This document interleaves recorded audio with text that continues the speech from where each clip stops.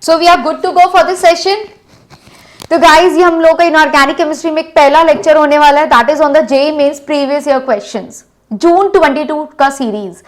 तो basically what we are here, है ना, क्या एम है मेरा इस जोश सीरीज को लेकर। Guys I want to bring the year wise, the topic wise previous year question for you. हम ना previous year question topic wise लेकर आएंगे ताकि हम हर टॉपिक को एक इफेक्टिव वे में रिवाइज कर पाए, along with the previous year questions and along with the conceptual clarity। तो दो फायदे होने वाले हैं, क्वेश्चंस की क्वेश्चंस बन जाएंगे और दूसरा हमारे कॉन्सेप्ट्स रिवाइज हो जाएंगे। और अगर मैं आपको जून 2022 के सारे केमिकल बॉन्डिंग के क्वेश्चंस यहाँ पे कराती हूँ तो आपको एक बहुत अच्छा सॉलिड आइडिया मिलेगा कि केमिकल बॉन्डिंग की वेटेज क्या है, why the chemical bonding is very important. एक ही 2023 के, I am not talking about July attempt, I am talking about only the June attempt. एक ही अटेम्प्ट में केमिकल बॉन्डिंग के लगभग 25 क्वेश्चन आपसे पूछे गए हैं जो इजीली सिंपल बॉन्डिंग के कॉन्सेप्ट से तुम लोग सॉल्व कर सकते हो। Okay, so why not to go through the previous year questions. अभी हमारे 2021 में तो बहुत ही सारे अटेम्प्ट्स होते थे, 4 अटेम्प्ट्स, तो 4 अटेम्प्ट्स में भी अगर तुम क्वेश्चंस निकालोगे प्रीवियस ईयर तो बहुत सारा तुम्हें डाटा मिलता है। अगर हम उसी डाटा पे फोकस करेंगे तो भी हमारी बहुत अच्छी बेहतर प्रिपरेशन हो सकती है जेईई के लिए। तो why not we start with the previous year questions और टॉपिक वाइज करेंगे, हर अटेम्प्ट के साथ साथ करते जाएंगे। लेटेस्ट ईयर में देखते हैं कि पेपर किस तरह का पूछा गया और किस लेवल के क्वेश्चंस केमिकल बॉन्डिंग से आए हैं। ठीक है, तो मैं चाहती हूं कि आज के बाद तुम्हारा ये टॉपिक तुम्हें कंप्लीट लगे, तुम्हें लगे कि यार ये टॉपिक तो डन है मेरा, अब आ जाए 2023 में क्वेश्चन इससे और मैं उसको फोड़ दूंगा। तो ये फीलिंग हम लोगों को आनी चाहिए। So with this I want you to move ahead, right. मैं चाहती हूं कि तुम लोग मूव करो मेरे साथ, इस सेशन को थरली देखो। जो भी क्वेश्चन मैं तुमसे डिस्कस करूंगी आई will be giving you the detailed explanation, conceptual clarity आएगी, तुम्हें समझ में आएगा कि फंडा क्या होता है, कैसे क्वेश्चन को सॉल्व किया जाता है। ठीक है, so are you ready with me? हाँ जी बिल्कुल, एक बारी मुझे अगर लाइक ठोक दो अगर तुम्हें क्लियर है कि आवाज सब कुछ ठीक है, everything is perfect, then we are ready to move ahead. अगर हम एकदम रेडी हैं चलने के लिए तो please give me a hit. Everything is fine, no? Very good. Nice to listen from you all, guys. तो फिर here we begin. Here is the very first question for you. पहला क्वेश्चन में actually मैं तुम्हारा session पहले start कर चुकी थी बट किसी तरीके से वो लाइव नहीं आया था, इसीलिए यहाँ पे देखो सोल्यूशन भी हो रखा है तुम लोगों के लिए, बट कोई नहीं, let me erase it for you first. और अब तुम मुझे बताओगे कि क्या होगा ये question. Read the question carefully first. Most stable trihalide from NF3, NCl3, NBr3, Ni3, यानी कि सबसे ज्यादा स्टेबल ट्राइहेलाइड कौन सी होती है? नाइट्रोजन है, ग्रुप 15 का एलिमेंट है, ठीक है, 5 वैलेंशियल इलेक्ट्रॉन्स होते हैं, ट्राइहेलाइड्स बना रहे हैं, यानी कि बनाएगा ही बनाएगा। इट्स वेरी ऑब्वियस, तुम्हें लग रहा है यार ऑक्टेट पूरा होना है तो बिल्कुल ट्राइहेलाइड्स बनाएगा। अगर ट्राइहेलाइड्स बनाएगा तो क्या सारी ट्राइहेलाइड्स स्टेबल होंगी या नहीं होंगी? दिस इज अ क्वेश्चन, है ना। तो इस चीज को हम लोग कैसे सॉल्व करेंगे? Have you heard about it? Have you learned about it? कि सारे के सारे ट्राइहेलाइड्स, nitrogen does not have a tendency to form the pentahalides, पर ट्राइहेलाइड्स तो बना सकता है। तो कौन से ट्राइहेलाइड्स ज्यादा स्टेबल है? देखो मुझे आंसर मिल गया है बच्चों से, that is ma'am NF3 is most stable. Okay, चलो आंसर तो मिल गया, बट इसका रीजन किस किस को पता है? That matters the most. तो इसके रीजन पे फोकस करें गाइज। अगर तुम लोग देखोगे NF3 के केस में, ठीक है, अगर if you have seen the case of NF3, यहाँ पे मेरे पास एक लोन पेयर है, this is a fluorine fluorine fluorine. Nitrogen एक पीरियड नंबर 2 का छोटा सा स्मॉल साइज एटम होता है ना, और जो size of the central atom होता है वो डिसाइड करता है कि मैं कितने लोगों के साथ कोऑर्डिनेट कर पाऊंगा, है ना। तो अगर ये नाइट्रोजन एक स्मॉल साइज का एटम है तो वो फ्लोरीन के साथ कोऑर्डिनेट कर लेता है, ठीक है। लेकिन अगर इसी नाइट्रोजन की बात की जाए जो कि एक छोटे से साइज का एटम है, जब यहाँ पे मैं बड़े बड़े साइज के क्लोरीन लगा देती हूँ, chlorine which is of large size, chlorine अगर मैंने 3 क्लोरीन में लगा दिए जिसका साइज बड़ा है, ऑफ कोर्स तीनों का साइज बराबर का होगा, बड़ा है, तो क्या होगा यहाँ पे इनके लोन पेयर्स के बीच में रिपल्शन क्रिएट हो जाएगा। इस रिपल्शन के बीच में की वजह से नाइट्रोजन क्लोरीन के साथ कोऑर्डिनेट नहीं कर पाएगा। अब ब्रोमीन के केस में गए, नाइट्रोजन हुआ छोटा सा एटम, बड़े बड़े एटम्स को कोऑर्डिनेट कराओगे तो क्या होगा, इनके बीच में रिपल्शन होगा तो मॉलिक्यूल स्टेबल नहीं होगा, ठीक है, तो दैट्स व्हाई वी से कि NF3 nitrogen being in small size atom, ये हमारे छोटे साइज फ्लोरीन एटम के साथ इजीली कोऑर्डिनेट कर सकता है और हमारा NF3 बना सकता है with one lone pair of electron. ठीक है, सो that's why this is a stable molecule. देखो एक तो रीजन हो गया ये, जो बच्चे बिल्कुल ही आम भाषा में यानी कि बहुत ही इजी लैंग्वेज में समझना चाहते हैं उनके लिए तो हो गया ये रीजन नंबर 1। ठीक है, दैट इज तुम कोऑर्डिनेशन कह सकते हो एक तरीके से, कोऑर्डिनेटिंग साइट। कोऑर्डिनेटिंग साइट के बेसिस पे हमने इसको, कोऑर्डिनेशन नंबर या कोऑर्डिनेटिंग साइट के बेसिस पे हमने इसको एक्सप्लेन कर दिया। अब इसका एक और बहुत अच्छा रीजन है, दैट इज अ ओवरलैप। अगर तुम यहाँ पे ओवरलैप चेक करो, तो अगर तुम यहाँ पे ओवरलैप चेक करोगे तो in the case of the nitrogen, nitrogen is 2p orbital involve है इसका, 2s2 2p3 होता है ना इलेक्ट्रॉनिक कॉन्फ़िगरेशन, और फ्लोरीन के केस में 2p ऑर्बिटल इन्वॉल्व है। तो 2p ओवरलैप क्या होता है, बेटर होता है। लेकिन अगर यहाँ पे नाइट्रोजन का 2p ऑर्बिटल इन्वॉल्व है और क्लोरीन का 3p ऑर्बिटल इन्वॉल्व है, तो ओवरलैप कैसा हो गया, 2p 3p। तो आप मुझे बताओ 2p ओवरलैप बेटर हुआ, sigma bond is better than the 2p 3p sigma bond than the 2p 4p sigma bond. Reason क्या है, what is the reason? Ma'am energy gap बढ़ता जा रहा है ना, सेकंड का एनर्जी गैप बराबर है तो अच्छा बॉन्ड बनाएगा, लेकिन as compare to the 2p and the 3p तो एनर्जी गैप बढ़ता जा रहा है। That's the most important reason, main reason है कि बॉन्डिंग वीक होती चले जाएगी। ठीक है, तो बॉन्डिंग वीक हो रही है और साथ में अनस्टेबल भी हो रहा है। और एक जो बहुत ही मोस्ट इंपॉर्टेंट रीजन है वो किसको पता है, रीजन नंबर 3 जो बहुत ही ज्यादा इस बात को प्रूव करता है कि NCl3 is very very unstable. NCl3 is very unstable, बहुत ही अनस्टेबल है।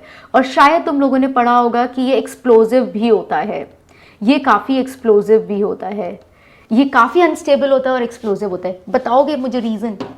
हाँ देखो, बहुत ही अच्छा रीज़न है, बहुत ही अच्छा एक्सप्लेनेशन है इस क्वेश्चन का। लेट मी एक्सप्लेन यू है, क्योंकि अगर हम लोगों ने NF3 NCl3 के बारे में पढ़ा तो we need to know everything about it, right. देखो जब आप NF3 का स्ट्रक्चर ड्रॉ करते हो तो यहाँ पे इलेक्ट्रोनेगेटिविटी डिफरेंस है, यानी कि पोलैरिटी है। तो फ्लोरीन और नाइट्रोजन में फ्लोरीन इज मोर इलेक्ट्रोनेगेटिव, तो ये -1 कैरी करता है, ये +1, ये -1 कैरी करता है, ये +1, ये -1 कैरी करता है, ये +1। तो नाइट्रोजन पे तो हो गया टोटल चार्ज, तो हियर मैं कह सकती हूँ नाइट्रोजन पे टोटल चार्ज है +3 और फ्लोरीन है मेरा माइनस का F नेगेटिव। ठीक है, अब यही चीज़ अगर मैं NCl3 के लिए देखती हूँ, NCl3, ठीक है, तो अब NCl3 में अगर आप देखते हो तो नाइट्रोजन और क्लोरीन में nitrogen is more electronegative and chlorine is less electronegative. तो क्लोरीन लेस इलेक्ट्रोनेगेटिव है, तो नाइट्रोजन पे जाता है -1, क्लोरीन इज +1, +1 -1, और यहाँ पे क्लोरीन इज +1 तो नाइट्रोजन इज -1। ठीक है, समझ आया? तो हियर वी हैव नाइट्रोजन पे -3 का चार्ज है और मेरे पास क्लोरीन पे क्या है, आई हैव अ क्लोरीन पे +1 का चार्ज है। ठीक है, तो यानी कि उल्टा हो रहा है। अब होता क्या है, क्लोरीन पे जब भी किसी चीज पे क्या होता है, whenever anything carries a positive charge it becomes a better oxidising agent. तो यहाँ पे हम लोग कह सकते हैं कि क्लोरीन पे जब +1 का चार्ज बढ़ रहा है so it is becoming a better oxidising agent की तरह बिहेव कर रहा है। So what this will do, ये जो तुम्हारा NCl3 है, देयर आर 3 Cl, जो तुम्हारा पास Cl है, जो इसमें 3 Cl मॉलिक्यूल्स हैं, ये क्या करेंगे, they will oxidise your nitrogen, ये हमारे नाइट्रोजन को ऑक्सीडाइज कर देंगे इनटू N2, और जो हमारा क्लोरीन होगा उसका रिडक्शन हो जाएगा इंटू व्हाट, +1 से 0, दैट इज 0 ऑक्सीडेशन स्टेट में। यहाँ पे -3 से 0, यानी कि यहाँ पे क्या हुआ, ऑक्सीडेशन हुआ, और इसने क्या किया, रिडक्शन किया, यानी कि +1 से 0 में ले गया। तो ये जो हमारा NCl3 मॉलिक्यूल होता है ये अपने ही आप में क्लोरीन नाइट्रोजन को ऑक्सीडाइज कर देता है और क्लोरीन खुद रिड्यूस हो जाता है टू क्लोरीन। तो अल्टीमेटली हम ये कहते हैं कि जो NCl3 है that is very very unstable and that gives you N2 + Cl2, और ये तुम्हें N2 + Cl2 देता है with a lot of amount of energy, और इसमें बहुत सारी एनर्जी रिलीज होती है। तो ये जो प्रोसेस है बहुत ही स्पॉन्टेनियस हो गया, और स्पॉन्टेनियस हो गया इसलिए हम कहते हैं that it is very very explosive in nature, ये बहुत ही एक्सप्लोजिव इन नेचर होता है। ठीक है, तो जो हमारा NCl3, NBr3 और Ni3 होता है ये हमारा काफ़ी अनस्टेबल होते हैं। ठीक है, so you understood the point, सबको समझ में आया? तो कोऑर्डिनेटिंग साइट का मतलब वही हो गया स्टेरिक रिपल्शन, इसका मतलब अल्टीमेटली कुछ और नहीं है, स्टेरिक रिपल्शन ही है, ठीक है। तो यानी कि हमने इस क्वेश्चन के थ्रू NF3, NCl3, NPR3 और NI3 के बारे में सब कुछ जान लिया अच्छे से, राइट। अगर ये क्वेश्चन समझ में आ गया तो प्लीज लाइक द वीडियो, ठीक है। एक बार मुझे कमेंट में लाइक शेयर कर दो ताकि मुझे समझ में आ जाएगा this is done by everyone, सबको ये क्वेश्चन समझ में आ गया, ठीक है। Now moving ahead with the question number 2, among the following statements correct set of statements is, यानी कि तुम्हें सही स्टेटमेंट ढूंढना है। B2H6 is a Lewis acid. B2H6 has planar structure. All the BH bond lengths are equal in B2H6. In B2H6, 4 3-center 2 electron bonds are present. B2H6 can be prepared by reaction of BF3 and NaBH4. यानी कि बहुत कुछ इन्होंने diborane से related पूछा है। तो diborane का एक बार अगर हमें स्ट्रक्चर आए तो हम इस क्वेश्चन को आंसर कर सकते हैं। तुम कहोगे मैम ये क्वेश्चन ग्रुप नंबर 13 एलिमेंट्स का है, बोरोन फैमिली का है, बट अगर तुमने बॉन्डिंग पढ़ी है तो क्या इस क्वेश्चन का आंसर नहीं बनेगा? सिंपल बॉन्डिंग और सिंपल अगर ऑक्सीडेशन रिडक्शन आता है तो you can do this question, need not to do the P block. बच्चे कोई जरूरत नहीं है इस क्वेश्चन के लिए भी, कोई जरूरत नहीं थी कि तुम ग्रुप 15 पढ़ोगे तभी तुम्हें आएगा, okay. This question you can directly do by just a simple concept of bonding. What is the right answer? Very good Arpit, your answer is absolutely right, that is A and E, ठीक है। अब थोड़ा सा हम look after करेंगे। सबसे पहले आई will be telling you about the structure of diborane. सबको पता है दिस इज नथिंग न्यू कि हमारे पास 2 बोरोन एटम्स होते हैं, दोनों पे 3 वैलेंस शेल इलेक्ट्रॉन्स होते हैं, ठीक है। Every boron atom is having 3 valence shell electrons. तो क्या किया इन्होंने, हाइड्रोजन के साथ बॉन्ड बनाया BH3 और यहाँ पे भी इसने क्या किया BH3 ऐसे बनाया। अब हम लोग ने क्या नोटिस किया कि इसने 3 इलेक्ट्रॉन शेयर कर लिए। Now this is a 6 electron species, this is also 6 electron species. अभी भी इसके पास एक वैकेंट पी ऑर्बिटल है, यानी कि एक वैकेंट पी ऑर्बिटल है, इसके पास भी वैकेंट पी ऑर्बिटल है। तो अल्टीमेटली क्या होगा, वैकेंट पी ऑर्बिटल, क्योंकि अभी ऑक्टेट पूरा नहीं हुआ है, sp2 हाइब्रिडाइज्ड है, अभी वैकेंट पी ऑर्बिटल है। तो क्या करना चाहिए इसने इलेक्ट्रॉन्स को रेजोनेट करने चाहिए। तो ये वाला जो हमारा BH बॉन्ड है, अब हाइड्रोजन के पास कोई लोन पेयर तो है नहीं कि कोऑर्डिनेट बॉन्ड बना दे, तो ये वाला जो इलेक्ट्रॉन पेयर है ये हमारा रेजोनेट करेगा into this particular vacant orbital, और ये वाला इलेक्ट्रॉन पेयर रेजोनेट करेगा into this particular vacant orbital. और जब ये रेजोनेट करेंगे तो they will be forming the 3 centre 2 electron bond, जिसको हम क्या बोल देते हैं? जल्दी से कमेंट सेक्शन में मुझे मैसेज करके बताओ इस बॉन्ड को क्या बोला जाता है। बहुत ही पॉपुलर बॉन्ड है, क्या बोलते हो इसे? इस तरीके से ड्रॉ कर दिया, क्या बोलते हैं इसे? मेरे पास अभी तक आंसर नहीं आया है। इसको बोलते हैं बनाना बॉन्ड, ठीक है। What we call this? Banana bond, ठीक है। अब इसमें हमने एक चीज नोटिस की ना, that there were 3 centres which were involve. Centres तो 3 थे लेकिन इलेक्ट्रॉन्स कितने थे? ये 2 ही इलेक्ट्रॉन्स थे जो रेजोनेट कर रहे थे। सो दैट्स व्हाई ये जो तुम्हारा BHB बॉन्ड होता है this is known as 3 centre 2 electron bond. सबको पता है और सबको जल्दी से रिवाइज भी हो गया। अब इस तरह के कितने बॉन्ड्स होते हैं? एक बॉन्ड ये हो गया, तो एक बॉन्ड ये नीचे वाला भी हो गया ना, यानी कि ये वाला बोरोन, ये वाला हाइड्रोजन और ये वाला बोरोन भी मिला के ये क्या बनाएगा? 3 सेंटर 2 इलेक्ट्रॉन बॉन्ड। तो ultimately we have 2 3 centre 2 electron bond. कितने होता है? We have 2 BHB bonds, that is 3 centre 2 electron bond. और हमारे पास 4 बॉन्ड्स होते हैं जो नॉर्मल होते हैं, जहां पे 1 इलेक्ट्रॉन की शेयरिंग होती है, ये वाले, that is 2 centre 2 electron bond. 4 होते हैं नॉर्मल से टर्मिनल BH बॉन्ड्स, जो कि हमारे टर्मिनल होते हैं, टर्मिनल BH बॉन्ड्स, जिसको हम 2 सेंटर 2 इलेक्ट्रॉन बॉन्ड बोलते हैं। अब पता है, देखो मुद्दा क्या होता है, यहाँ पे तुम्हारे पास 2 सेंटर्स के बीच में तुम 2 इलेक्ट्रॉन्स ले रहे थे, और यहाँ पे 3 सेंटर्स के बीच में भी 2 इलेक्ट्रॉन्स ले रहे थे। तो ये जो तुम्हारा 3 सेंटर 2 इलेक्ट्रॉन बॉन्ड है, यानी कि मोर number of centres but less number of electron, is basically electron deficient in nature. ये इलेक्ट्रॉन डेफिशिएंट होता है। अगर आप बोलते हो कि किसी केस में मैम मेरे पास 3 सेंटर 4 इलेक्ट्रॉन है ना, ऐसे वाले क्वेश्चंस भी आते हैं ना जिसमें 3 सेंटर 4 इलेक्ट्रॉन होता है, वो इलेक्ट्रॉन डेफिशिएंट नहीं होते हैं क्योंकि उनमें सेंटर्स कम है, इलेक्ट्रॉन्स ज्यादा हैं, तो दे आर इलेक्ट्रॉन रिच। ये इलेक्ट्रॉन रिच होते हैं बट ये हमारे इलेक्ट्रॉन डेफिशिएंट होते हैं। तो समझो 2 centre 2 electron is a normal bond, ठीक है, लेकिन अगर 3 सेंटर 2 इलेक्ट्रॉन है तो यानी कि मोर नंबर ऑफ सेंटर्स और इलेक्ट्रॉन्स की कमी है, तो उसको जस्टिफाई करने के लिए, तो दिस इज इलेक्ट्रॉन डेफिशिएंट। तो अल्टीमेटली ये मेरा क्या हुआ, B2H6 is a Lewis acid. Definitely कोई भी चीज अगर इलेक्ट्रॉन डेफिशिएंट होती है तो इसको हम लुईस की डेफिनेशन से एक्सप्लेन करते हैं। So that's why this is a Lewis acid. Wonderful. ठीक है, अब ये वाला पॉइंट कितने बच्चों को क्लियर है? B2H6 has planar structure. कितने बच्चों को क्लियर है? इसको प्लीज तुम अपने ना ईथीन से कंपेयर मत करो। ईथीन को देखते हो ना तुम, तो तुम्हें लगता है कि उसमें पाई बॉन्ड होता है, ठीक है, तो वो हमारा प्लेनर मॉलिक्यूल होता है, but not this B2H6 is not planar. अब मैं तुम्हें बताती हूँ कि यहाँ पे ये जो तुम्हारा B और ये वाले जो हाइड्रोजन एटम्स होते हैं, जो टर्मिनल वाले होते हैं, they are in one plane. ये चारों प्लेनर होते हैं, ये चारों प्लेनर होते हैं, ठीक है। लेकिन ये जो आपने बनाया है ना bridge, the bridge that you have formed is not actually planar, ये प्लेन में नहीं होता है, ये परपेंडिकुलर होता है। जैसे कि लेट्स से BH बॉन्ड ऐसे है, तो जो तुम्हारा ये जो 3 सेंटर 2 इलेक्ट्रॉन बॉन्ड बना है, एक ऊपर होगा और एक नीचे होगा प्लेन के।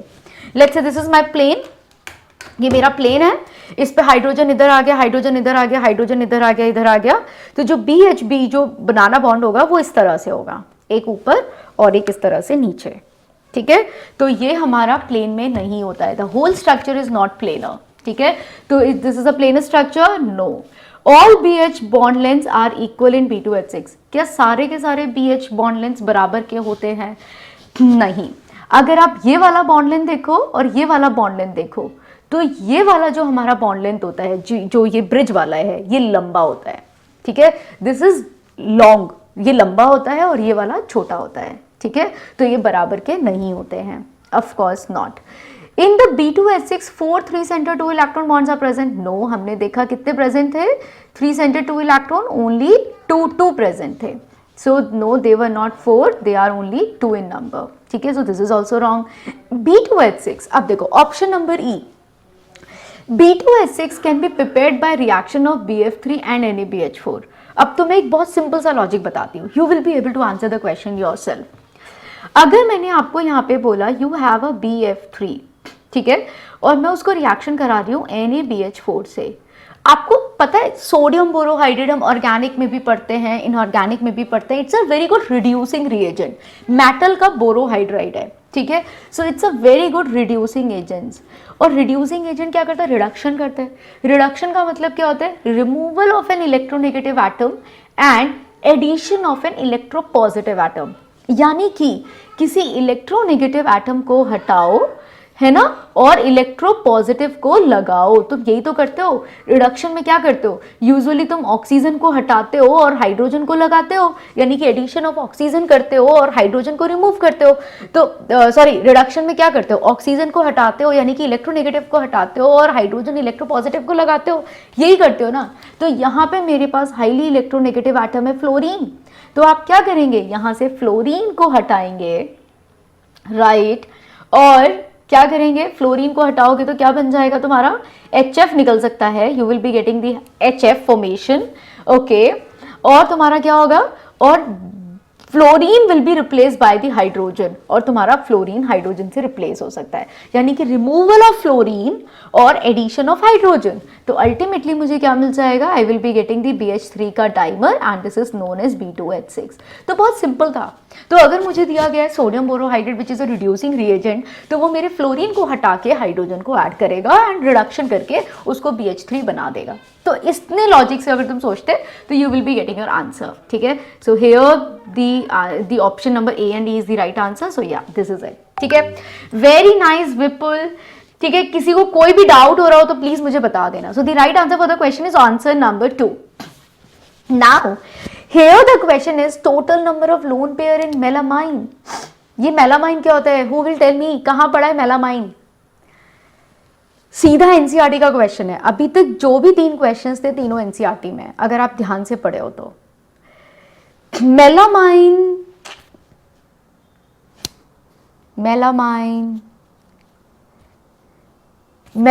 formaldehyde, पॉलीमर्स में पढ़ा होगा, ठीक है।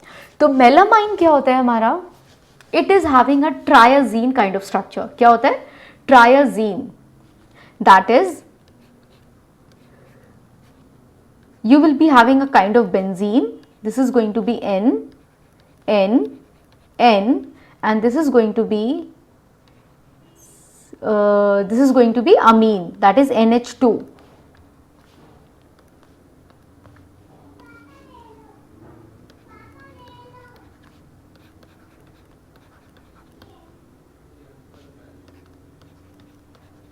अच्छा, अब मुझे बताओ, चलो स्ट्रक्चर मैंने बता दी.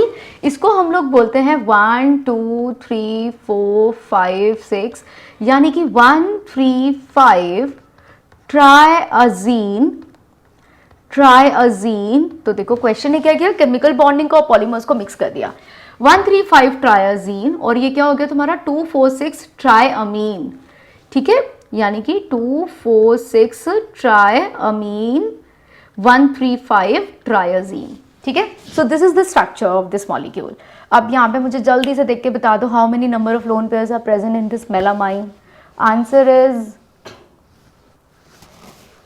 Chemical bonding is interesting. No Rana Pratap? तो बिल्कुल, अगर केमिकल बॉन्डिंग इंटरेस्टिंग हो गया ना तो तुम्हारा पूरा इनऑर्गेनिक इंटरेस्टिंग हो सकता है.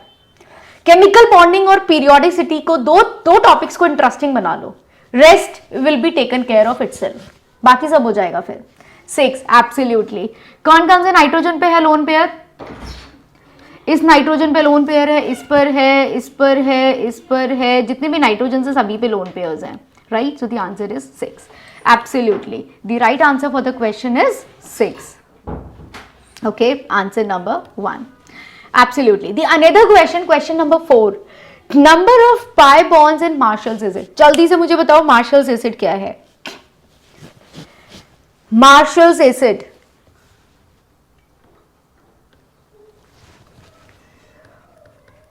मार्शल्स और कैरोज क्या होते हैं इन दोनों? Marshall's and Caro's, they both are, एक चीज बहुत कॉमन है इन दोनों में, they both are peracids. किसके पर एसिड्स हैं ये? Peracids of sulphur. Peracids of sulphur. तो इसमें हमें क्या करना है? मार्शल्स क्या होता है?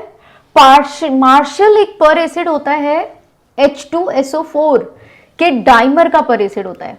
यानी कि तुम्हें क्या करना है, देखो मैं बहुत सिंपल सा बताती हूँ. तुम्हारे पास एक नॉर्मल सल्फ्यूरिक एसिड हर बच्चे को पता है, सल्फ्यूरिक एसिड, और अगर मैंने यहाँ पे 2 यूनिट्स ऑफ सल्फ्यूरिक एसिड ले ली, कितनी यूनिट्स ले ली? 2 यूनिट्स ऑफ सल्फ्यूरिक एसिड ले ली. यहाँ पे मैंने 1 यूनिट ऑफ सल्फ्यूरिक एसिड ले ली. अब अगर मुझे पर एसिड बनाना है तो यानी कि I have to add 1 more oxygen. तो यहाँ पे प्लस कितनी ऑक्सीजन ऐड करोगे? 1 ऑक्सीजन ऐड करोगे. यहाँ पे कितनी ऑक्सीजन ऐड करोगे? 1 ऑक्सीजन ऐड करोगे. फॉर्मूला क्या बनकर आएगा? The formula is going to be H2S2O9, H2SO4 का O9, और यहाँ पे क्या बनकर आएगा? H2SO5. राइट, यही बनकर आएगा. अब जल्दी से इसका स्ट्रक्चर ड्रॉ करो. अभी यहाँ पे लिंकेज होगी तो there will be a loss of 1 oxygen, वो मैं तुम्हें बता दूंगी. अब जब इसका स्ट्रक्चर ड्रॉ करोगे तो क्या आएगा? Here we will be having 2 sulphuric acid के मॉलिक्यूल्स. पहले सल्फ्यूरिक एसिड का डाइमर बना दो. ठीक है, पहले तुम्हें क्या बनाना है? You have to form the dimer of sulphuric acid, फिर उसमें ऑक्सीजन ऐड करना है. समझ रहे हो? तो ये फॉर्मूला चेंज हो जाएगा. पहले डाइमर बनाते हैं सल्फ्यूरिक एसिड का. ठीक है, तो सल्फ्यूरिक एसिड का डाइमर हो गया ये, एक सल्फ्यूरिक एसिड प्लस दूसरा सल्फ्यूरिक एसिड. ठीक है, 2 सल्फ्यूरिक एसिड्स हो गए. जब इसका डाइमर बनाते हैं तो क्या करते हैं? There will be a loss of water. तो लॉस ऑफ वाटर होता है, यानी कि H2O का लॉस हो जाता है ना?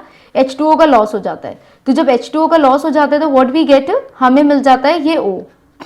ये O मिलता है. तो अल्टीमेटली इसका फिर फॉर्मूला क्या हुआ? मतलब H2SO4 के मैंने 2 यूनिट्स लिए, अब उसमें एक ऑक्सीजन और ऐड करना है मुझे. तो H2SO4 का जब मैंने पायरो सल्फ्यूरिक एसिड, इसको हम लोग क्या बोलते हैं बेसिकली? पायरो सल्फ्यूरिक एसिड, जिसका फॉर्मूला बन जाता है with the loss of water. ठीक है, इसका फॉर्मूला बन जाता है H2S2O7, जिसको क्या बोलते हैं? Pyrosulphuric acid. ठीक है, यानी कि 2 H2SO4 लिए, पानी को एलिमिनेट किया, we will be getting this kind of oxide linkage. कितना है यहाँ पे, 2 हाइड्रोजन है, 2 सल्फर है, 3 और 3 6 और एक 7 ऑक्सीजन है, H2S2O7। अब इसमें ही क्या करना था मुझे, एक ऑक्सीजन ऐड कर दो पर एसिड बनाने के लिए, तो ये क्या हो जाएगा आपका H2S2O8 हो जाएगा, यानी कि सल्फर पे double bond, this is OH, यहाँ पे एक O तो ऑलरेडी था, एक और O आ जाएगा, sulphur double bond O and OH। How many pi bonds are there? Answer is, how many pi bonds are there? Answer is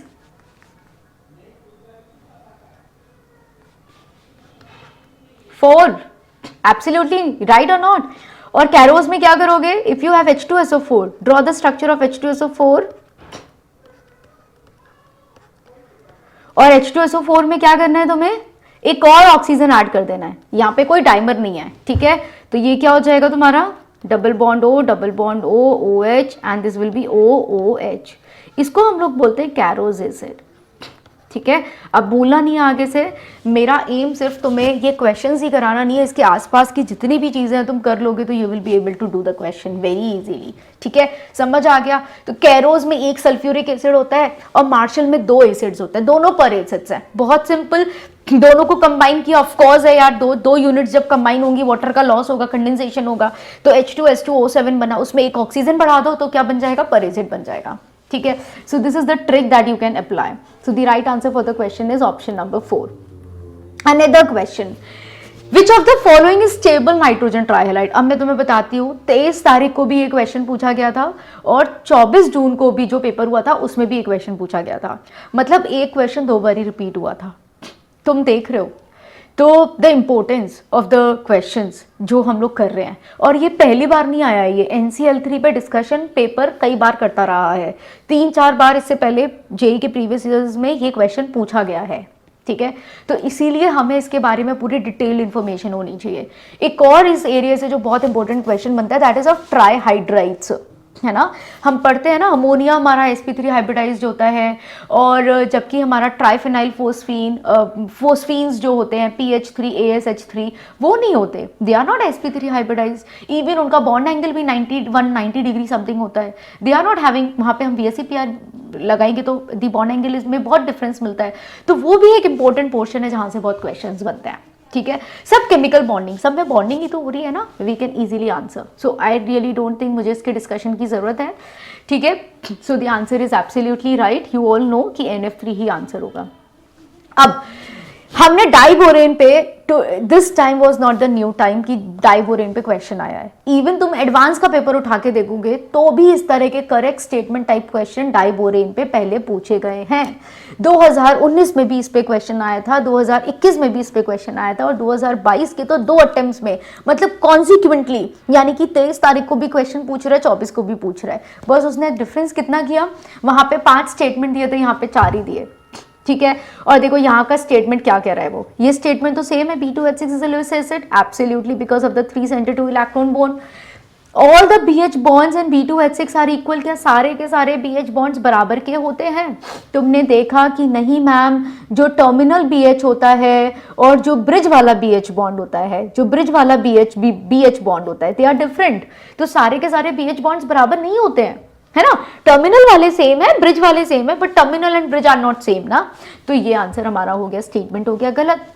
क्या B2H6 का प्लेनर स्ट्रक्चर होता है? अभी मैंने तुम्हें समझाया कि बोरोन हाइड्रोजन तो टर्मिनल वाले प्लेन में है, लेकिन जो ब्रिज है वो ऊपर से बन रहा है। जैसे हमारे जब हम लोग रोड्स पे ट्रैवल करते हैं तो जो फ्लाईओवर ब्रिजेस होते हैं वो ऊपर होते हैं ना, they are never in plane, right, उसी को ब्रिज बोलते हैं ना। तो ब्रिज का मतलब ही है कि वो प्लेन में नहीं होगा, that will be perpendicular to the plane, तो वही उसका मतलब है। तो वो प्लेनर स्ट्रक्चर कैसे हो सकता है? हो सकता है क्या? जोर से बोलो, yes or no, this could be a planar structure, please mention your answers in the comment section. No, maximum number of hydrogens in one plane is, इसका आंसर तो मुझे बताओ, कितने हाइड्रोजन्स वन प्लेन में होते हैं? जब तुमने इसका B2H6 स्ट्रक्चर बनाया तो how many hydrogens are in one plane? कितने हाइड्रोजन्स को हमने प्लेन में देखा था? जब ब्रिज बनेगा तो रोड परपेंडिकुलर चली गई ना, प्लेन में कहाँ है ना, तो only 4 hydrogens are in one plane. ये 4 हाइड्रोजन्स एक प्लेन में हैं, ये वाले हाइड्रोजन्स तो परपेंडिकुलर टू द प्लेन है, they are perpendicular to the plane. ठीक है, तो number of hydrogens is 6, no they are 4। ठीक है, तो ये स्टेटमेंट भी गलत है। So for this question what is the right answer? Only option number 1। अब तुम सोच लो what is the importance of inorganic chemistry में केमिकल बॉन्डिंग कितना जरूरी है। ठीक है, सिर्फ एक B2H6 के मल्टी सेंटर्ड बॉन्डिंग को अगर हमने पढ़ा हुआ है तो या we can answer all such questions. Question number 7, question number 7 is electron deficient species are, मतलब कि कौन सी स्पीशीज हैं जिनमें इलेक्ट्रॉन्स की कमी है। तुम्हें लग रहा है कि उसका ऑक्टेट पूरा नहीं है, तुम्हें लग रहा है कि उसमें वैकेंट ऑर्बिटल है। लुईस इलेक्ट्रॉन डेफिशिएंट का मतलब क्या हो गया? लुईस एसिड, है ना, लुईस एसिड, यानी कि electron deficient Lewis acids are basically known to be the electron deficient. कौन है इलेक्ट्रॉन डेफिशिएंट? इतनी देर से बात कर रहे हैं हम एक मॉलिक्यूल की, ये NH3 यहाँ नीचे लिख लेता है। ठीक है, ये दिस इज LiH ओनली, ये सिर्फ LiH है। ठीक है, नाउ टेल मी गाइस, अगर तुम्हें क्वेश्चन समझ में आ रहा है तो please hit the like to this video, और अगर तुम्हें कोई भी जेन्युइन फीडबैक देना है वेदर इट इज पॉजिटिव और negative, you are free to give a dislike as well, you are free to give a like as well. तो please अपना ओपिनियन जरूर शेयर करना। Okay, and if you want more sessions on this तो आप मुझे अपना topic suggestion भी दे सकते हो कि मैम पहले इस टॉपिक को लेकर आओ। ठीक है, ऐसा कोई रूल नहीं है कि मैं उसी ऑर्डर में चलूंगी, ऐसा कोई रूल नहीं है। ठीक है, I will follow your opinion, जो भी तुम लोग सजेस्ट करोगे we will go that way. Okay, so whatever you think guys please mention it in the comment section, एक बार ही बताना जरूर। ओके, तो क्या नजर आता है कि what is the right answer? B2H6 and PH3। PH3 electron deficient हो जाएगा। ये BCl3 है, this is CCl4 ammonia, LiH BCl3 PH3 B2H6 BCl3 B2H6। You really think B2H6 and PH3? इस PH3 ने तुम्हारा क्या बिगाड़ा? How it is electron deficient? देखना, फोस्फोरस कह रहा है कि मेरे पास 5 वैलेंस शेल इलेक्ट्रॉन्स थे, 3 मैंने हाइड्रोजन के साथ शेयर कर लिए, and I am like this. माना मैं हाइब्रिडाइजेशन में नहीं चाहता हूँ, बट इट डजंट मीन मैं इलेक्ट्रॉन डेफिशिएंट हूँ। मेरे पास 5, 6, 7, 8 पूरा तो ऑक्टेट है इसके पास यार, ऑक्टेट तो कंप्लीट है। How it is electron deficient? No no no, it is not. Another answer, तो B2H6 तो है, एब्सोल्युटली B2H6 तो है, तो यानी कि ऑप्शन या तो तुम्हारा ये होगा या ये होगा। क्या होगा अब? BCl3। BCl3 हमारा boron is a 3 electron species, और अगर ये क्लोरीन के साथ एक एक इलेक्ट्रॉन शेयर करेगा तो क्या हो जाएगा?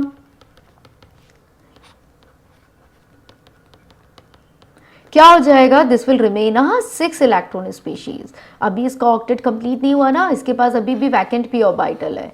ओके, तो दैट्स वाई जो हमारा BCl3 है वो भी तो इलेक्ट्रॉन डेफिशिएंट हुआ। अंडरस्टूड? तो PH3 नहीं होता है, PH3 का ऑक्टेट पूरा है। ठीक है, यहाँ पे BCl3 के पास 6 इलेक्ट्रॉन स्पीशीज हैं, so that's why this has to be the answer. Good guys, another question, तो answer is option number 3, BCl3 इसको करेक्ट कर लेंगे, and B2H6। Question number 8, which of the following are isoelectronic? Isoelectronic यानी कि same number of electrons, right? अगर तुम्हें total number of electrons देखने आते हैं तो तुम बड़े आराम से बता सकते हो which of the following species are isoelectronic. Number of electrons बराबर के होने चाहिए।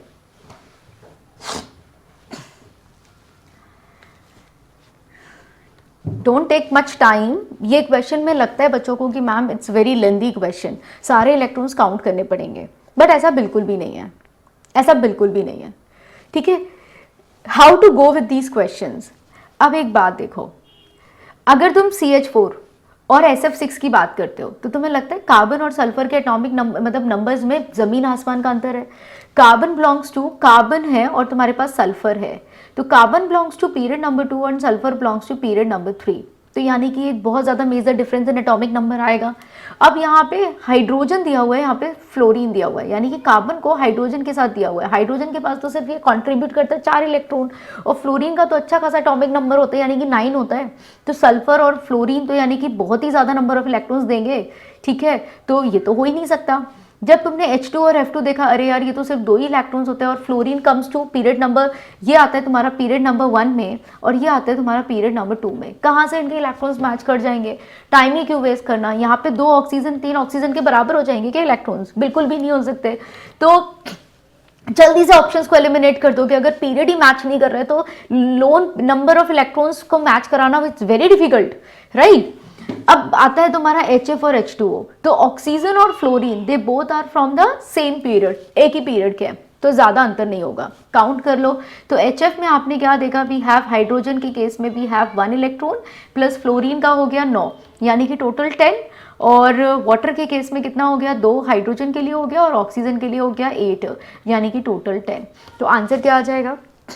ऑप्शन नंबर 1, ठीक है। तो इतना घबराना नहीं है कि मैम आइसो इलेक्ट्रॉनिक में मैं गलती कर देता हूँ, मेरे नंबर ऑफ इलेक्ट्रॉन्स गलत आते हैं। क्यों आते हैं? पीरियड मैच कराओ, ठीक है। You can save your time. Now the question number 9, how many will be strongly bonded when 1 electron is removed? अब देखो, पहला बात मैं तुमसे ये जानना चाहूंगी that from which topic the question has been asked.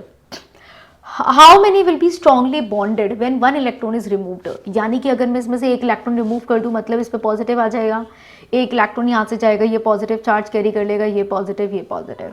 तो विच of the following will be strongly bonded? तो स्ट्रांग बॉन्ड किस में बनेगा? This could be N integer type question, तुम्हें आंसर देना है।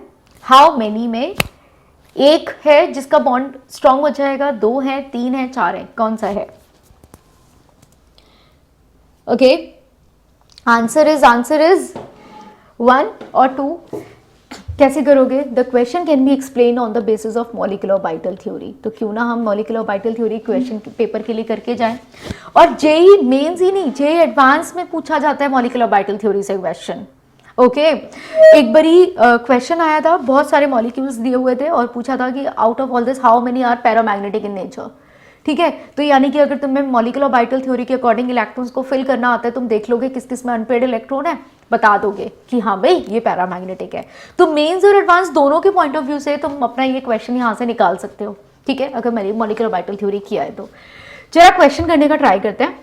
एनओ की अगर मैंने बात की है तो एनओ के लिए जब मैं एमओ डायग्राम बनाती हूँ, ठीक है, एमओ डायग्राम अगर मैं बनाती हूँ, let me take the another page, ठीक है, मैं यहाँ पे तुम्हारे लिए एमओ डायग्राम बनाती हूँ। और जिसको नहीं आता है ना, सीखने की कोशिश करना, ठीक है। NO, तो NO is a combination of what? Nitrogen and oxygen both together, है ना। नाइट्रोजन और ऑक्सीजन दोनों मिलते हैं इसमें। तो नाइट्रोजन के पास हमारे पास होती है इलेक्ट्रॉनिक कॉन्फ़िगरेशन 1s2, फिर होती है 2s2, फिर होती है 2p3। ऑक्सीजन की हमारे पास होती है 1s2, देन होती है 2s2 और देन होती है 2p4। ऐसे ही होता है ना। तो यहाँ पे 2 इलेक्ट्रॉन्स, यहाँ पे 2 इलेक्ट्रॉन्स, यहाँ पे 2 इलेक्ट्रॉन्स, यहाँ पे 1 2 3 और यहाँ पे 1 2 3 और 4, यही होता है। अब मॉलिक्यूलर ऑर्बिटल का मतलब क्या है कि एटॉमिक ऑर्बिटल्स को मिला दो तो मॉलिक्यूलर ऑर्बिटल बन जाएगी। यानी कि N को और O को आपस में मिला दोगे, 2 एटम्स को मिलाओगे तो मॉलिक्यूल बनेगा, यानी कि NO बनेगा, ठीक है। NO will be a molecule. तो यहाँ पे हमने उसका मॉलिक्यूलर ऑर्बिटल डायग्राम समझने की कोशिश कर रहे हैं। एटॉमिक कॉन्फ़िगरेशंस हमें पता है। अब क्या करना है? बॉन्डिंग और एंटी बॉन्डिंग में जाते हैं। तो यानी कि ये क्या होगा? ये बॉन्डिंग एंटी बॉन्डिंग में जाएंगे। तो यहाँ पे 2 है तो 2 जाएंगे। इलेक्ट्रॉन्स कितने हुए? 2 और 2 4, तो 1 2 3 4। फिर ये वापस से 2 है तो 2 ही बनाएंगे। इलेक्ट्रॉन्स कितने हैं? 1 2 3 4, तो 1 2 3 4। यहाँ पे ये 3 है। तो जब इनकी फिलिंग ऑफ इलेक्ट्रॉन होती है तो कैसे होती है? We will be getting first sigma bond, then 2 pi bonds, then 2 antibonding बनेंगे और फिर एक सिग्मा एंटी बॉन्डिंग बनेगा, ठीक है। इसको तुम ऐसे भी समझ सकते हो कि मैम ये रेशो रहना चाहिए तुम्हारा 1 to 2 1। क्या रेशो रहना चाहिए? यानी कि this is sigma, this is pi anti bonding and this is sigma antibonding, ठीक है। अब क्या हुआ? यहाँ पे टोटल नंबर ऑफ इलेक्ट्रॉन्स थे 3 और 4, यानी कि 7। तो फिलिंग होगी 1 2 3 4 5 6 एंड 7, ठीक है। तो NO में अगर मैं देखती हूँ तो मेरा बॉन्ड ऑर्डर निकल कर आता है half of NB minus Na। ठीक है, आपको पता है ना बॉन्डिंग वाले कौन कौन से हैं, this is sigma antibonding, this is again sigma, this is sigma antibonding. ठीक है, तो मैंने मार्क कर दिया है। Now when we see the number of electrons, तो बॉन्डिंग में है 2 और 2 4 5 6 7 8 9 10, कितने हो गए 10, यानी कि 10। एंटी बॉन्डिंग में कितने बचे, 2 और 2 4 और 1 5, यानी कि 5। तो NO को देखा जाए तो हमारा आंसर आता है 5/2, दैट इज 2.5। अब इन्होंने कहा कि जब आप एक इलेक्ट्रॉन निकाल दोगे, है ना, what they said, what happens when अगर कोई भी दिक्कत हो रही है ना, कोई भी दिक्कत हो रही है, you can do just one thing. तुम एक चीज समझ सकते हो कि तुम थोड़ा सा, तो यू हैव अ चांस कि तुम इस वीडियो को रिकॉर्डेड भी देख सकते हो। ओके, ठीक है, सो डोंट वरी बच्चे, need not to be worried. ठीक है, एमओ डायग्राम पे मेरे लेक्चर्स भी अवेलेबल है। I will share the link to you in the description box of this particular class. ठीक है, मैं उसके डिस्क्रिप्शन में डाल दूंगी। तुम एमओ डायग्राम पे अगर एक बार लेक्चर देख लोगे तो तुम्हें थ्योरेटिकली बहुत अच्छे से क्लियर हो जाएगा। I will be giving you the free content. तुम्हें लेकिन बताने की जरूरत है कि मैम ये टॉपिक मेरा वीक है, इसके लिए मुझे सोर्स प्रोवाइड करो, मैं कहां से टू द पॉइंट पढ़ सकता हूं। ठीक है, if you just message me this much, मैं डेफिनेटली तुम्हें पूरा उस पर लेक्चर दे दूंगी एंड तुम एक कम टाइम में बहुत अच्छे से उस बात को समझ जाओगे। फिर अब हम बात कर रहे थे इसकी कि NO में 2.5 आ गया मेरा बॉन्ड ऑर्डर। अब अगर इसको मैं NO पॉजिटिव कर देती हूँ, यानी कि if I do the loss of 1 electron, तो 1 इलेक्ट्रॉन का लॉस मैं कहां से करूंगी, ये जो लूजली हेल्ड इलेक्ट्रॉन है मेरा, मैं इसका लॉस कर देती हूँ। तो ये लॉस हो रहा है मेरा एंटी बॉन्डिंग से, तो अब मेरा बॉन्ड ऑर्डर क्या रह जाएगा, यानी कि half of NB minus Na, यानी कि क्या हो जाएगा, हाफ ऑफ NB तो सेम है 10, क्योंकि मेरा बॉन्डिंग से इलेक्ट्रॉन नहीं गया, एंटी बॉन्डिंग से गया। तो 5 वाले जो थे, जो 1 2 3 4 5 थे, 5 में से 4 ही रह जाएंगे, और 4 ही रह जाएंगे तो क्या होगा, half of 10 minus 6, that comes out to be 3। तो यानी कि NO पॉजिटिव में बॉन्ड ऑर्डर 3 है रादर देन NO, तो यहाँ पे बॉन्ड ऑर्डर 2.5 था। तो अगर मेरा बॉन्ड ऑर्डर 2.5 से 2.3 बन रहा है, तो बॉन्ड ऑर्डर इंक्रीजेस तो हमारा बॉन्ड स्ट्रेंथ इंक्रीजेस, तो बॉन्ड स्ट्रेंथ भी तो बढ़ती है, यानी कि बॉन्ड स्ट्रेंथ भी तो बढ़ती है।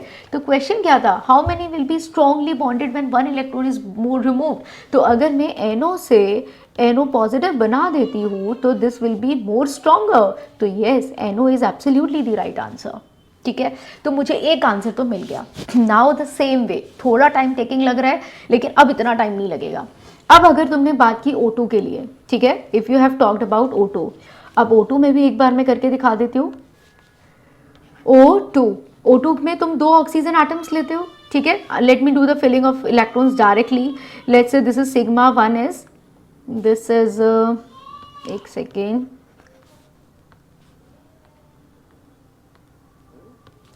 हाँ जी, let's say this is sigma 1s, this is sigma antibonding 1s, फिर आता है तुम्हारा सिग्मा 2s, फिर आता है तुम्हारा सिग्मा एंटी बॉन्डिंग 2s, फिर आता है आपका सिग्मा 2 पाई, राइट, 2pz, और फिर आता है आपका पाई and pi 2px and pi 2py। ठीक है, अगर ऑर्बिटल्स के नेम्स नहीं पता है, वैसे तो पता होने चाहिए, इट्स वेरी नेसेसरी, लेकिन नहीं पता है तो जो मैंने तुम्हें बताया ना 1:2:1 रेशो करके भी कर सकते हो। Pi antibonding 2px, pi antibonding 2py, sigma antibonding 2pz। ठीक है, बिल्कुल पता होना तो लाइक होना ही होना चाहिए। ठीक है, एक जेई एस्पिरेंट से इतनी उम्मीद होती है। तो चलो अब इसकी इलेक्ट्रॉन्स की फिलिंग करें। यहाँ पे तुम्हें पता है 1s2 2s2 2p4 and this is also 1s2 2s2 2p4। तो टोटल इलेक्ट्रॉन्स कितने हैं, 4 5 6 7 8 और 8, यानी कि 8 इलेक्ट्रॉन यहाँ पर है और 8 इलेक्ट्रॉन यहाँ पर है। तो टोटल इलेक्ट्रॉन 16 मुझे भरने हैं। ठीक है, तो 16 इलेक्ट्रॉन्स की फिलिंग करनी है। 1 2 3 4 5 6 7 8 9 10, 10 के बाद 11th इलेक्ट्रॉन जाएगा यहाँ पे। अब इन दोनों का एनर्जी सेम है तो 12th जाएगा यहाँ पे, फिर वापस से पेयरिंग करेंगे 13th 14th 15th और 16th। तो इस तरह से मैंने 16 इलेक्ट्रॉन्स को भर दिया। अगर मैंने 16 इलेक्ट्रॉन्स को भर दिया तो अब मैं इसका बॉन्ड ऑर्डर फाइंड आउट करूं, that is half of NB minus Na। क्या फिगर आउट करते हैं हम लोग, नंबर ऑफ बॉन्डिंग इलेक्ट्रॉन्स कितने हैं, जरा काउंट करना शुरू करें। Let us find it out. 2 2 4 5 6 7 8 9 10। तो बॉन्डिंग में again we have 10 electrons. Antibonding में कितने बचे? 2 2 4 5 6, वी आर लेफ्ट विद 6। पक्का ना? देख लो एक बारी और, 1 2 3 4 5 6, यस 6। 10 माइनस 6 कितना आता है हमारा बॉन्ड ऑर्डर? 10 माइनस 6 इज 4, यानी कि ये आता है 2। अगर मैं सेम चीज करती हूँ, यानी कि मैं O2 में से एक इलेक्ट्रॉन का लॉस कराती हूँ और मैं इसको O2 पॉजिटिव बना देती हूँ, then what I will be having. तो एक इलेक्ट्रॉन अगर जाएगा तो कहाँ से जाएगा? इसका बॉन्ड ऑर्डर जरा पता करते हैं। इसका बॉन्ड ऑर्डर आएगा Nb माइनस Na, तो यानी कि हाफ ऑफ Nb कितना हुआ यहाँ पे? बॉन्डिंग में कितने इलेक्ट्रॉन्स हैं? 2 2 4 5 6 7 8 9 10, 10 ही रहेंगे, क्योंकि जब आप इलेक्ट्रॉन का लॉस करोगे वो होगा इस ऑर्बिटल से। ये लास्ट इलेक्ट्रॉन था ना जो हमने भरा था, तो इसी को निकालेंगे। So whatever be the last electron that we have filled, उसी को निकाला जाएगा। ओके तो इस इलेक्ट्रॉन को अगर मैं निकाल देती हूँ तो मेरे पास एंटी बॉन्डिंग में 6 की जगह 5 ही रह जाएंगे। कितने रह गए? 6 की जगह 5, तो 10 माइनस 5, तो कितना आया? 5/2, दैट इज 2.5। तो आपका बॉन्ड ऑर्डर इनिशियली 2 था और अब आपका bond order for O2 positive हो गया 2.5, तो यानी कि बॉन्ड ऑर्डर इज इंक्रीजिंग, और बॉन्ड ऑर्डर बढ़ता है तो बॉन्ड स्ट्रेंथ बढ़ता है, बॉन्ड स्ट्रेंथ इंक्रीजेज, तो यानी कि O2 के केस में भी बॉन्ड स्ट्रेंथ बढ़ रही है। This is also getting more stronger. अब आप करोगे N2 के लिए, फिर आप करोगे B2 के लिए। जब आप N2 के लिए करोगे तो यू विल फाइंड कि यहाँ पे N2 का बॉन्ड ऑर्डर था 3, मैं करके नहीं दिखा रही हूँ, अब तुम लोग खुद करोगे, और N2 पॉजिटिव का बॉन्ड ऑर्डर हो जाता है 2.5, यानी कि डिक्रीज हो रहा है। ठीक है, और यहाँ पे जब तुम B2 के लिए करते हो, लिथियम बेरिलियम बोरोन के लिए करते हो, तो बोरोन के लिए क्या होता है? Total number of electrons are basically 3 4 5 6 7 7 14 electrons fill करने होते हैं। तो B2 के केस में क्या होता है? करके देख लो। Here let's say you have boron and you have boron, तो ये हो गया तुम्हारा 1s2 2s2 2p1, this is also 1s2 2s2 2p1, तो कितना हो गया? 2 5 और 5 10 इलेक्ट्रॉन्स फिल करने हैं बेसिकली। ठीक है, तो 10 इलेक्ट्रॉन्स कैसे फिल होंगे? 1s 2s 2p में पहले आता है तुम्हारा पाई आता है यहाँ पे, ठीक है, then sigma, than pi, then sigma.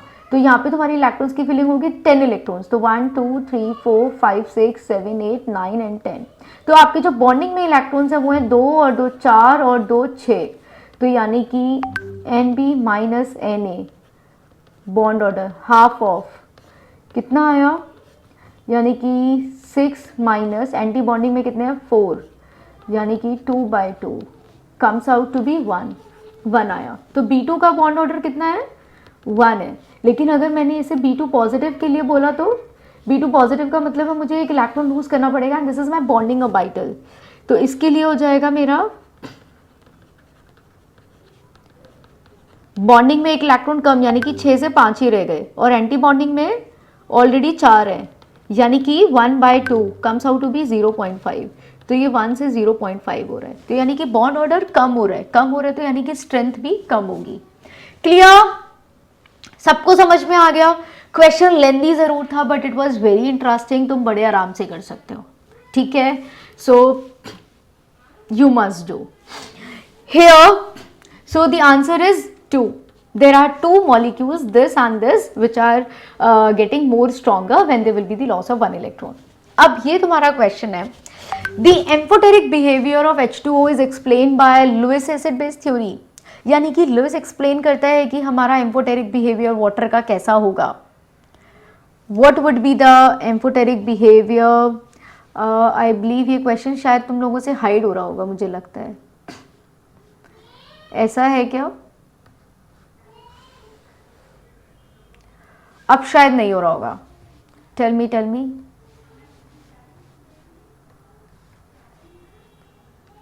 एक मिनट, मैं चेक कर लेती हूँ।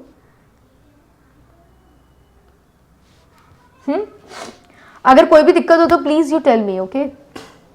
चलो, तो क्वेश्चन है the amphoteric behaviour of water is explained by the Lewis acid base theory. बताती है हमें कि वाटर का amphoteric behaviour why it has both the property acid base property क्यों है, क्यों H2O इलेक्ट्रॉन डेफिशिएंट होता है क्या? लुइस एसिड बेस थ्योरी के बेसिस पे बताएंगे क्या इसे? या दूसरा रीजन दिया हुआ है water act as an acid with NH3 and base with H2S.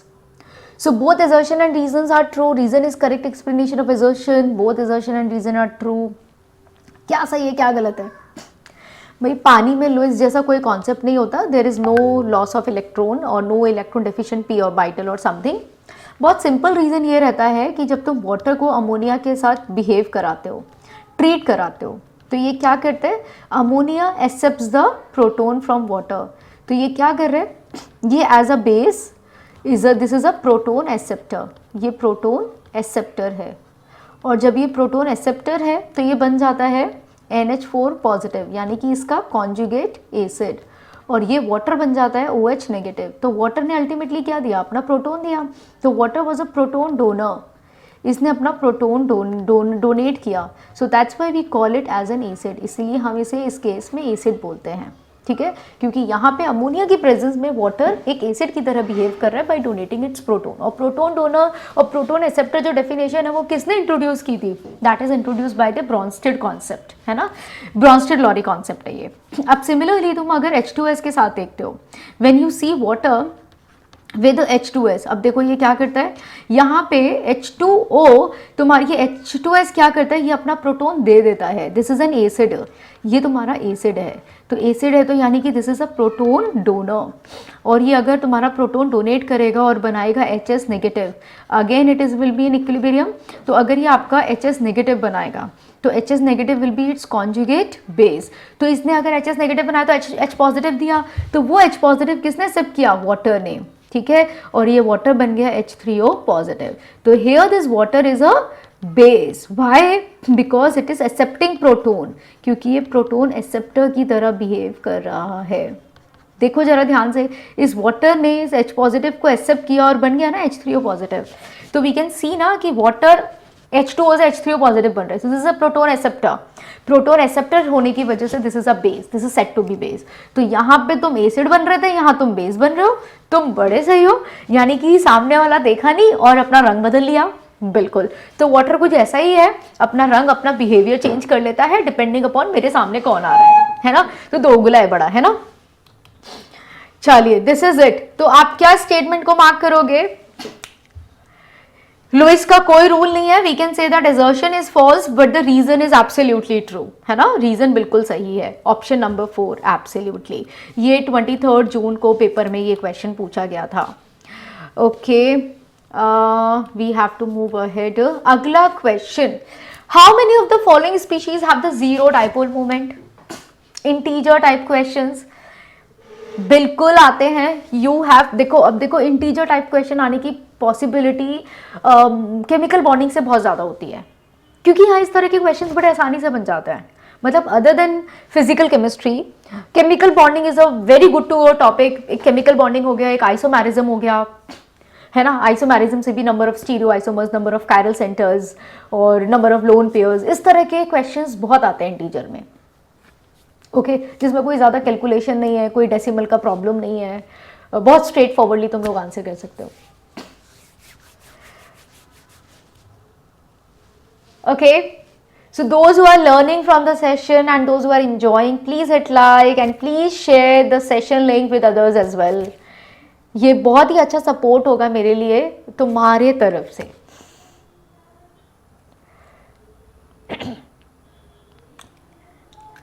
एक टीचर अपने स्टूडेंट्स के सपोर्ट के बिना कुछ नहीं होता.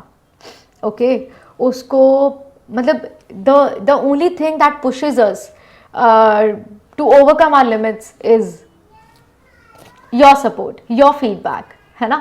वही चीज़ है जो हम लोग को एक पुश देती है, एक मोटिवेशन देती है कि नहीं, इस तरह के और सेशंस तुम लोगों के लिए लेकर आने हैं और मेहनत करनी है. राइट, चलो तो इस क्वेश्चन को वर्कआउट करो थोड़ा सा. अरे ये क्या हो रहा है, एक सेकेंड, माउस से सब हिल गया. हाँ, how many of the following species have zero dipole movement? कितनी स्पीशीज में जीरो डाइपोल मूवमेंट नजर आ रहे हैं? BF3, I think this is a very very popular structure. BF3 ऐसे कुछ कुछ बनाते हैं ना, क्या बोलते हैं इसमें, क्या है इसमें, कौन सा बॉन्ड बन रहा है? There is a concept of back bonding. Back bonding का कॉन्सेप्ट है, राइट. तो ultimately it's a very very symmetrical structure. Symmetrical structures usually have zero dipole moment. BeCl2 होगा क्या? BeCl2, will this be having zero dipole moment? NH3, H2O, CCl4 or HCl? BeCl2. Again, the dipole moment is a linear structure. Dipole moment will cancels each other. Mu is equals to 0. Ammonia में cancel नहीं हो सकता. We have a tetrahedral structure.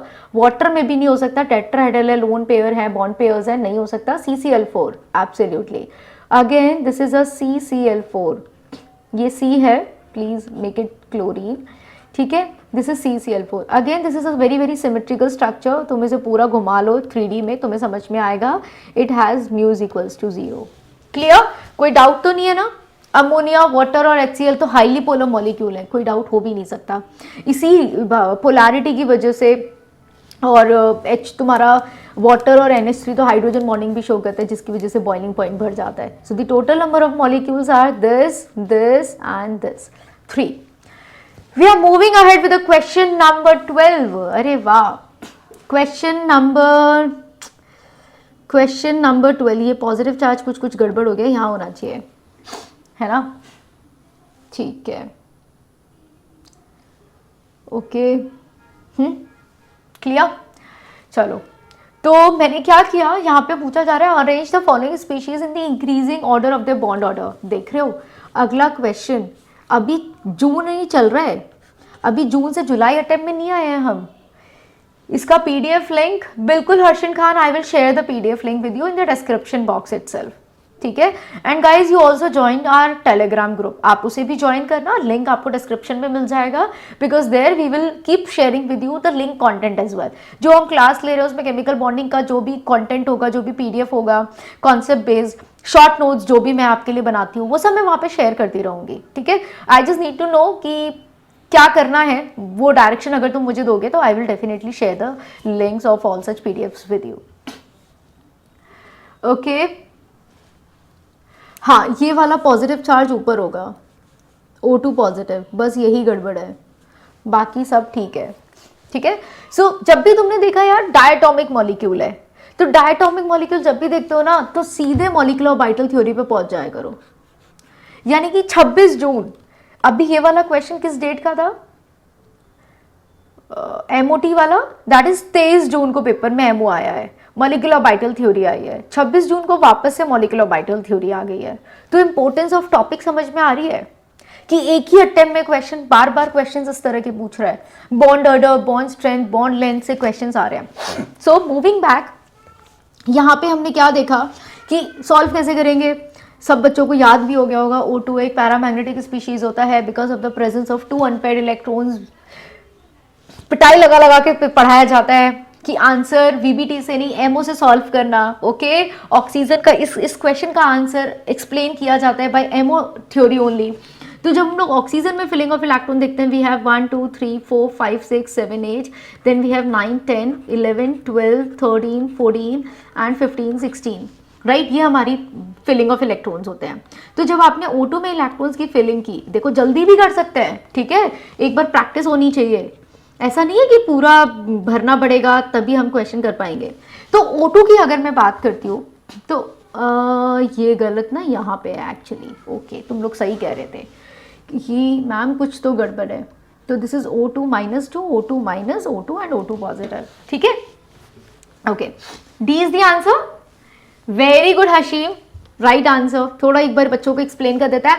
तो NB - Na अगर तुम करोगे तो देखो बॉन्ड ऑर्डर क्या आएगा. Half of NB is 1 2 3 4 5 6 7 8 9 10. पहले भी मैंने सॉल्व करके तुम्हें दिखाया हुआ है. एंटी बॉन्डिंग में 2 और 2 4 5 6, यानी कि कितना आया 4 divided by 2 comes out to be 2. तो यानी कि O2 का बॉन्ड ऑर्डर होता है, मेरे पास O2 का बॉन्ड ऑर्डर होता है 2. ठीक है, O2 का हो गया 2. थोड़ा सा क्लियर लिख लेते हैं. O2 का बॉन्ड ऑर्डर हो गया 2. ठीक है. अब आता है मेरा कि अगर मैंने O2 पे पॉजिटिव लगा दिया होता, तो अगर आप O2 पे पॉजिटिव कर देते तो एंटी बॉन्डिंग से इलेक्ट्रॉन जाता.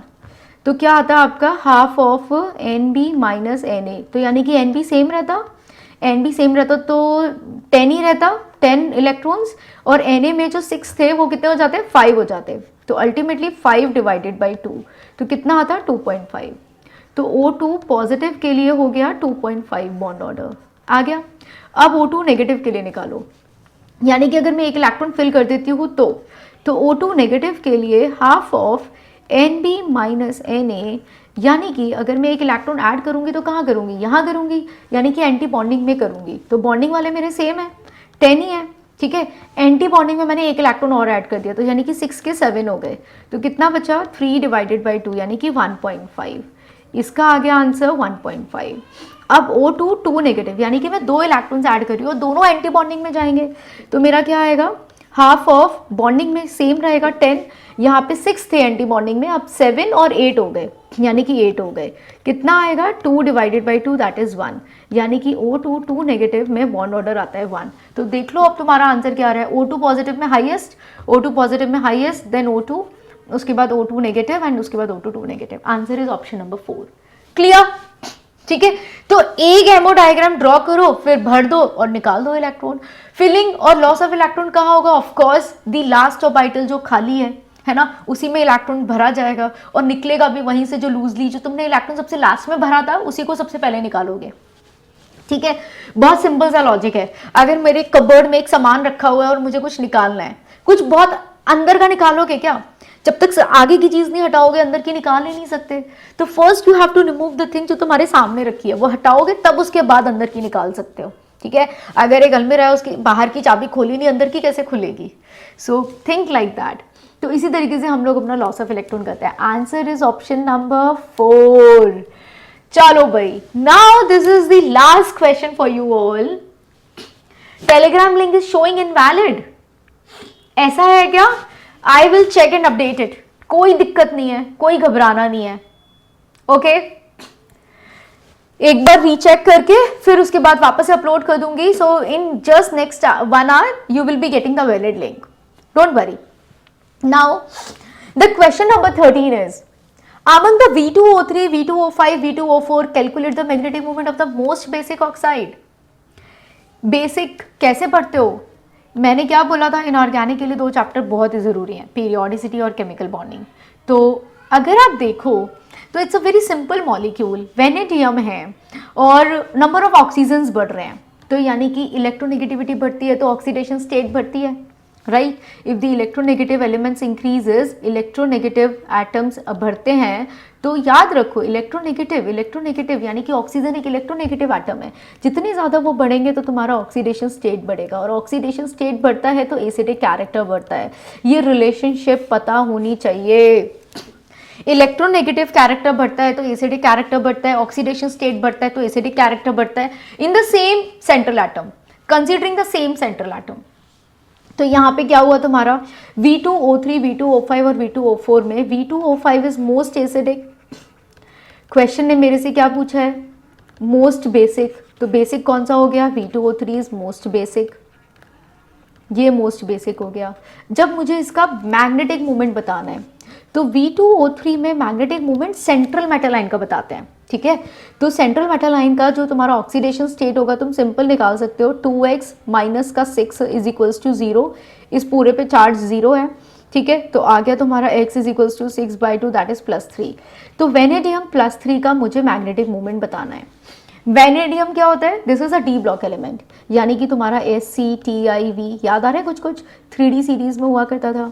तो हीलियम नियोन आर्गन हुआ करता था, argon is 2 10 18, then we have 4s2 3d1 3d2 3d3, तो यानी कि एटॉमिक नंबर 23, ये हमने इलेक्ट्रॉन्स की फिलिंग कर दी, राइट। लेकिन अब इसे रीअरेंज करना बहुत ज़रूरी है, ये तो फिलिंग की है, लेकिन इलेक्ट्रॉनिक कॉन्फ़िगरेशन क्या होती है, 3d3 4s2।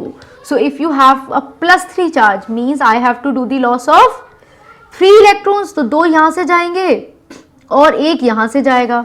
कितने इलेक्ट्रॉन्स बचे, 2 बचे। You will be getting सब ठीक किया है ना मैंने, 4s2 3d3, हाँ जी। SCTIV कितना बचेगा, 2 यहाँ से जाएंगे और 1 यहाँ से जाएगा। You will be getting the 3d2 configuration. तो 3d2 कॉन्फ़िगरेशन यानी कि यू हैव 2 अनपेयर्ड इलेक्ट्रॉन्स, आपके पास 2 ही अनपेयर्ड इलेक्ट्रॉन्स बचे हैं out of 5।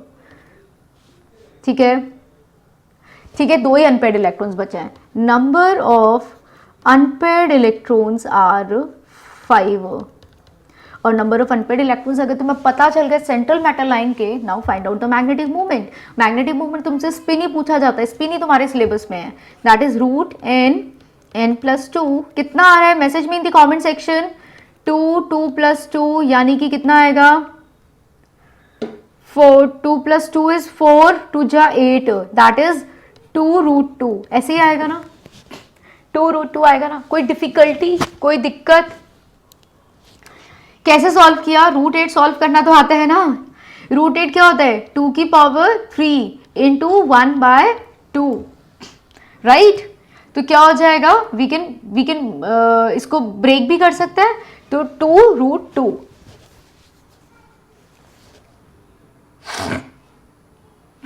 Okay, 2 root 2 is the answer. Answer क्या आ गया तुम्हारा? Option number 1। Very nice. So I believe this is it for you all. Thank you so much guys. I believe you people enjoyed it. You people enjoyed it well. Just a minute. मैं इसके detail solution का PDF तुम्हारे साथ share कर दूंगी। Will it be fine? सही है? ठीक है, ताकि जिस भी बच्चे को कोई भी दिक्कत हुई होगी related to any of the explanation, वो इस फाइल को अगर एक बारी गो थ्रू कर लेगा, इसके डिटेल क्वेश्चंस को एक बारी देख लेगा, तो तुम्हें सब कुछ क्लियर हो जाएगा, तुम्हें सब कुछ क्लियर हो जाएगा। ठीक है, all the solutions are given here और तुम्हारे पास करेक्ट आंसर भी है। तो यू रियलाइज कि हमने 1 घंटे के केमिकल बॉन्डिंग टॉपिक पे अगर हमने 13 क्वेश्चन भी डिस्कस किए, तो हमने मैग्नेटिक मूवमेंट पढ़ लिया, हमने डाइपोल मूवमेंट पढ़ लिया, मॉलिक्यूलर ऑर्बिटल थ्योरी हमारी रिवाइज हो गई, हमारी मल्टी सेंटर्ड बॉन्डिंग रिवाइज हो गई, बैक बॉन्डिंग हमारी रिवाइज हो गई, नंबर ऑफ लोन पेयर्स कैसे निकालते हैं ये हमें क्लियर हो गया, और मतलब मल्टीपल थिंग्स, मतलब बहुत सारे सब कॉन्सेप्ट्स। क्या तुम 1 घंटे में इतना रिवीजन कर सकते थे केमिकल बॉन्डिंग का? अगर थ्योरी के बेसिस पे करते तो पन्ने पलटते रह जाते, क्वेश्चन सॉल्व नहीं होते। Are you getting my point? तो इट इज ऑलवेज रिकमेंडेड कि थ्योरी मत पढ़ो, अब क्वेश्चंस लगाना शुरू करो। और क्वेश्चंस अगर तुमसे नहीं बनते हैं तो गेट इट कि जैसे तुम्हारा वो NCl3 वाला जो मेन कॉन्सेप्ट था, जब हम थ्योरी से रिवाइज करते हैं तो इन मेन कॉन्सेप्ट्स को कहीं ना कहीं मिस कर देते हैं, लेकिन जब हम क्वेश्चंस करते हैं तो फिर ये हमारे टारगेट में आते हैं और फिर हमें मिस नहीं करते। तो guys, this is the strategy that you people follow. And many of the teachers over the channel will come up with such PYQs के सीरीज के साथ तुम लोगों के साथ आएंगे। ठीक है, we will initially update you कि कौन सा टॉपिक आने वाला है, ताकि तुम मुझे थोड़ा बहुत रिवाइज अगर तुम करना चाहो तो कर लो। And follow this strategy, follow this pattern. अगर तुम इस तरह से फॉलो करते हो तो तुम्हारे सारे चैप्टर्स रिवाइज भी हो जाएंगे, क्वेश्चन प्रैक्टिस भी हो जाएगी और एक कॉन्फिडेंस बढ़ने लगेगा। ठीक है, और कोई भी जो मेन कॉन्सेप्ट है वो तुमसे मिस नहीं हो पाएगा। Okay, so this is it. तुम चाहते तो ये 13 क्वेश्चन कर सकते थे, गलत करते, सही करते, कम टाइम में करते, ज़्यादा टाइम में करते, दैट्स अ सेपरेट थिंग। लेकिन learning, what learning we are getting, that matters the most. Okay, so I believe you people enjoy this session. अगर वाकई ऐसा है तो हिट लाइक, जल्दी से सेशन को लाइक कर दो, शेयर कर दो और अपने कमेंट्स ज़रूर छोड़ना मुझे इन the comment section, so that I may work on it. ठीक है, अच्छा लगा है तो अच्छे कमेंट्स, बुरा लगा है तो बुरे कमेंट्स, कोई सजेशंस हैं तो सजेशंस भी दे सकते हो। ठीक है, चलो bye bye guys, will come up with an another topic जो मैं बहुत जल्दी तुम्हें रिवील कर दूंगी इन आवर कम्युनिटी पे, और फिर हम उस टॉपिक पे इसी तरह का सेशन रखेंगे। Bye guys, take care, see you.